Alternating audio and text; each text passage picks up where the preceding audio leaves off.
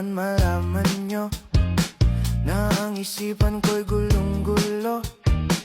Nagtatanong kung susundan ko siya, dahil ang puso ko ay nabihag niya. Alam mo bang minamahal ko siya, at tunay ang aking nadarama.